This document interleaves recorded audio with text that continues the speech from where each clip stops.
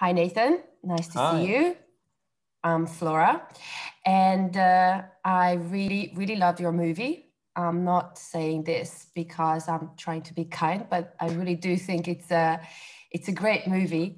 And I know that through friends, you know Greta's parents, so you were lucky enough to follow her from her very first day, because you got the info that she was going on a school strike. Can you tell us a little bit about that first day when you accompanied her to the parliament, to the Swedish parliament?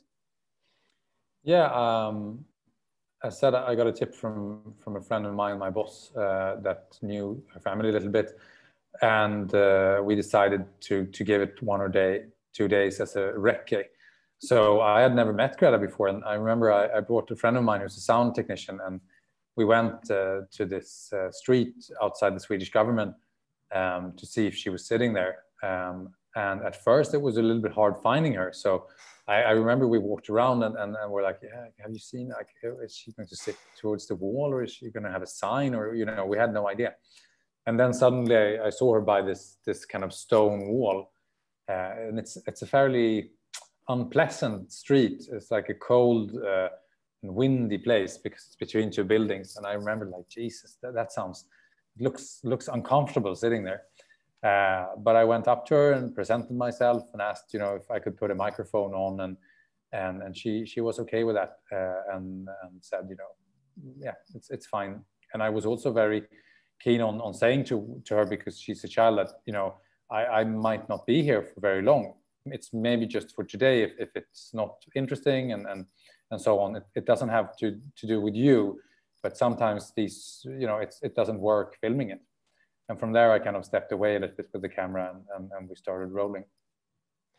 And at which point in the filming process did you realize that you accidentally found a pot of gold, and you may be in the middle of a really well, globally influential story, to put it at least?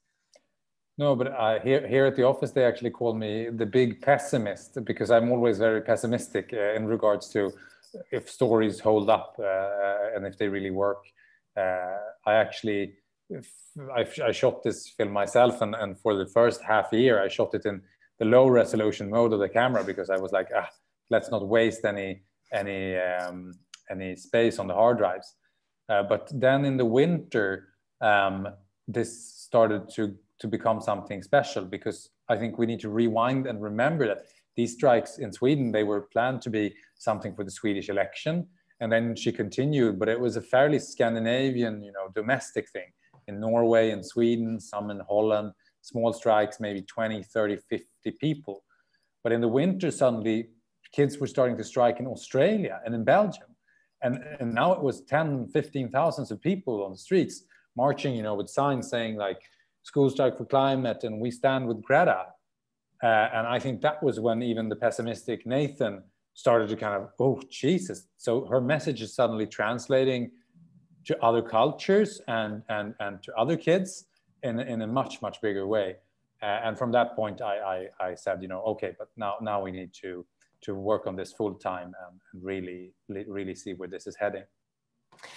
And at which point did you decide about the framing of the story? Because even if someone is watching this interview and haven't seen the movie yet, it's not a big spoiler to say that the movie covers roughly a year from her first day of school strike until September 2019, which was the climax of the climate movements. And I want to come back to this point, why that is the end of the movie.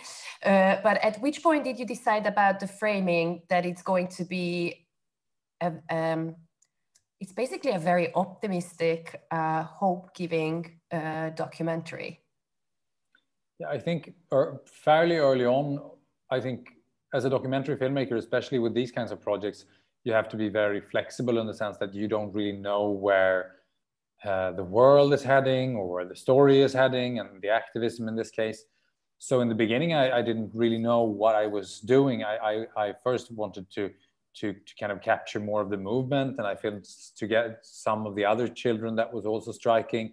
but felt more and more that, you know, Greta had this very special backstory, and that she kind of was something different. So I started following her more, and then during that winter, she did a fair amount of these, you know, short kind of interviews, you know, with lots of journalists, and I felt more and more like, okay, I've heard her answer lots of these questions, but I've never understood how it is being inside her head.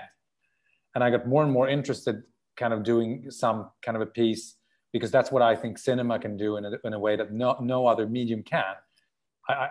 Can I bring the viewer kind of inside her head? Because when I was standing there filming, even hearing her do these interviews, I just felt like I want to understand what's the inner kind of monologue that's taking place when she formulates these amazing speeches and does these kind of striking interviews. And from there on, this formed into a very personal film and a very emotional film that kind of brings us inside her mind.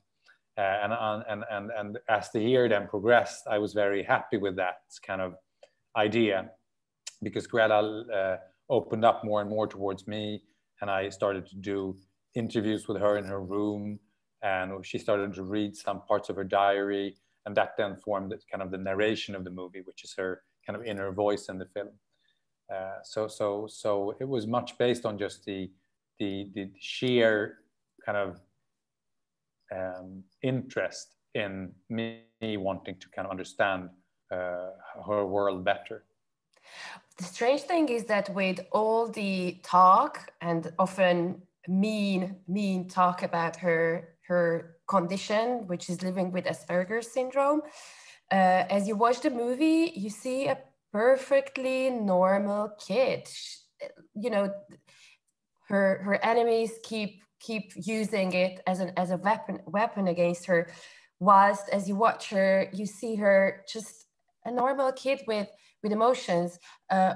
Okay, most of the time she looks super focused, something that even as an adult I envy, how focused she can be on the point. But then she gets angry, she gets emotional, she gets happy, she cries, she seems to lose hope. So she feels like a much more approachable person than I expected. Is that true? Yeah, I would say that, of course, this film gives a much more three-dimensional view of her. I think she's been very framed as this very kind of angry and screaming girl in the media, which I know she doesn't recognize. And I think the movie shows much more sides to her. But I also want to note out that I don't think that she is a completely kind of normal teenager in the sense that she has her diagnosis and she's open with that. And that has some difficulties coming with it and some benefits. And I think that's something maybe which is different, because here in Sweden, we have a view of saying that just because you're different and just because you have you know, a diagnosis, that doesn't mean that your voice isn't worth listening to.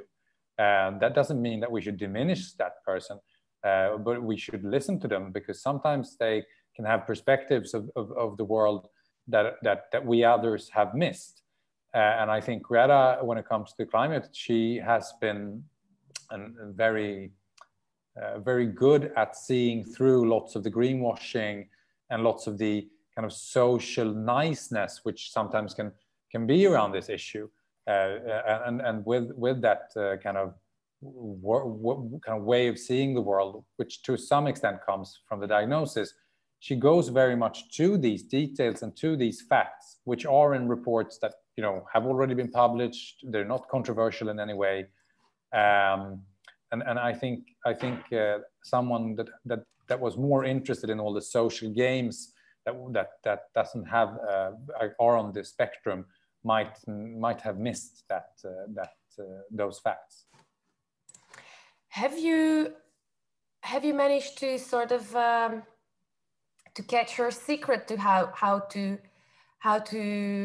do this? Because as you watch the film and you realize how much stress and how much stress, just sheer stress she's been going through, because of suddenly becoming so popular and receiving so much requests, and suddenly feeling this huge responsibility on her own shoulder, and battling what this responsibility, what she should do with it.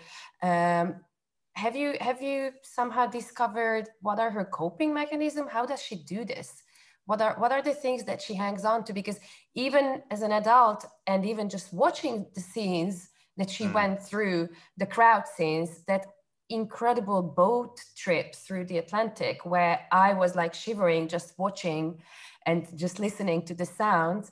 I was feeling like you must be super, super strong, or you have to really need something to hold on to keep it together. Yeah, of course, she is, as you said before, she's focused on this, and she really believes in this deeply, and understands how important this will be for not only her future, but for the future of her entire generation. So of course that gives one thing, but I think she also, what I've seen from the year I followed, had an ability to be a little bit like a duck sometimes, as you say, that you know, that things can wash off you in a sense, and that it becomes emotional, and it becomes heavy, and it becomes hard to kind of go through. But then, you know, the day after, or just a few hours later, it kind of has washed off, and not kind of lingering maybe, and being stuck with those kind of emotions, but continuing. And I think that's something which I've seen that she has a great. For example, the boat ride is such an interesting thing, where I thought it was very, very tough sailing over the Atlantic, and I had a hard time kind of, for Greta and many, it was tough in the beginning, you know, getting used to it, but then she was able to adapt to the environment on the boat much better than, for instance, I did, and one of the captains.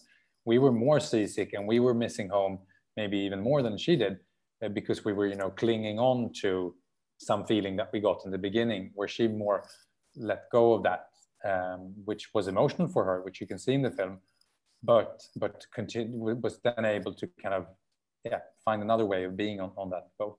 How long did that trip last? A little bit more than 2 weeks. Oh my goodness. It's those pictures are seriously shocking.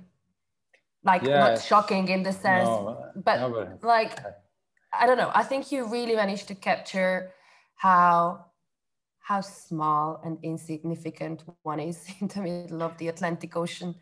Yeah, and I think in many ways it's such a special journey, kind of sailing over the Atlantic. But you, as you say, you get reminded of how small we are in relationship to the forces of nature.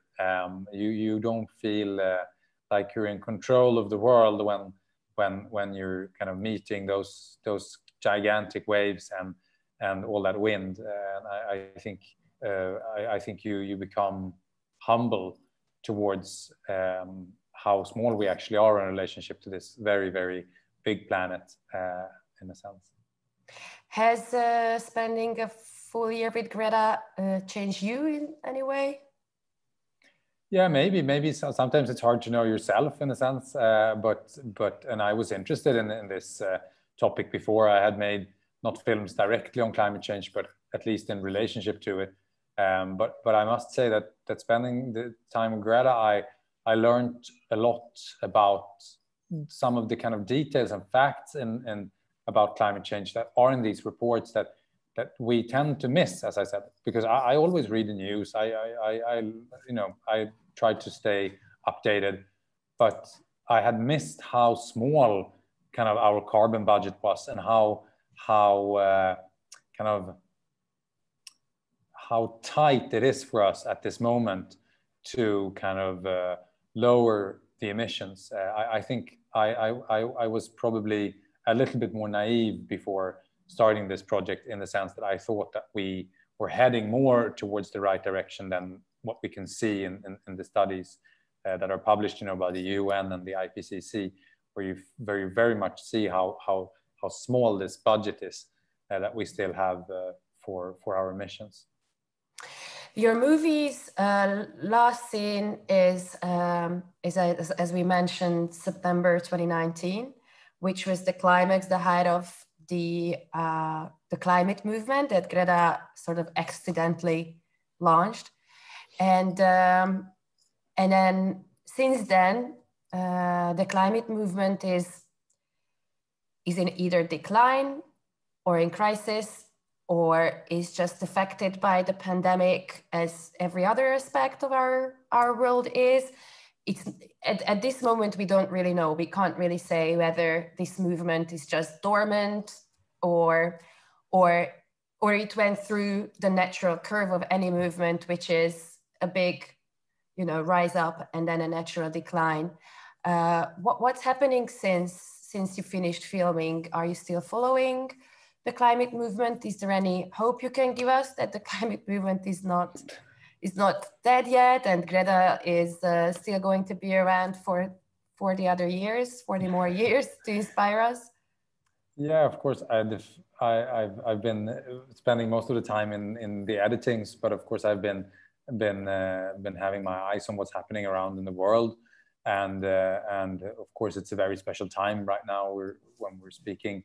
But I think what's important to remember is that the climate movement is much more than Greta. It's many movements, and it's the kind of fundamentals in the science that is undeniable of how the world is kind of is handling this climate crisis, and how the emissions need to be reduced. So that's something that will come up in the future again and again and again until we do something about it. Unfortunately, I would have been happy if that wasn't the case, if we could just put this behind us.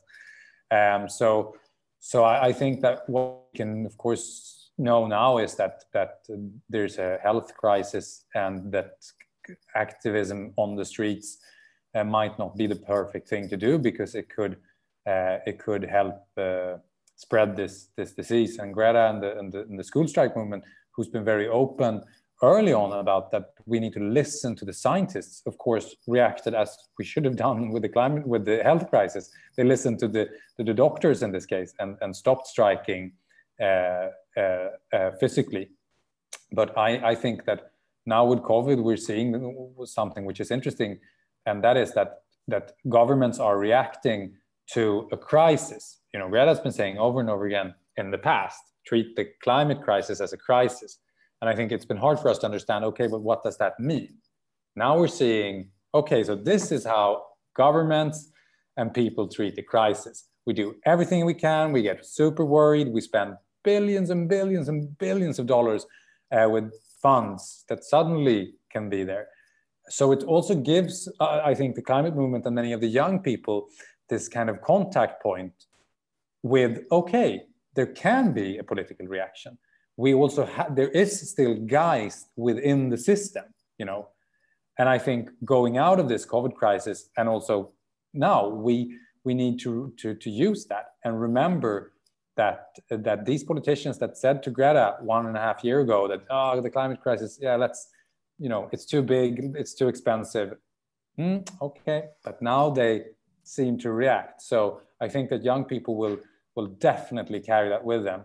And now they will demand that the world treat the future crisis of their life in the same way.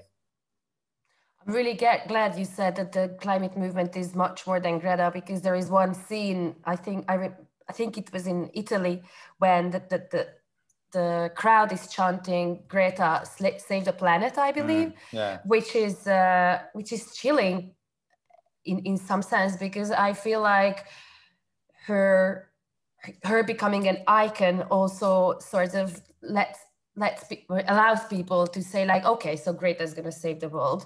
We sort of hang our hope on her, whereas she can't solve it. We all know she can't solve it. Her power is to mobilize and inspire millions and millions and millions of people to do the same. And my favorite quote or sentence she says is, "Why should I give up when there is an infinite number of things I could do to make a difference?" So for me, that message was really, really inspiring.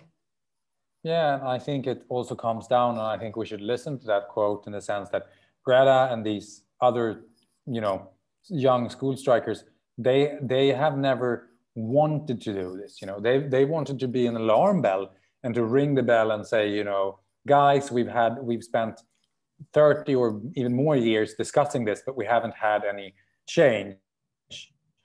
Let's really go like do that's needed.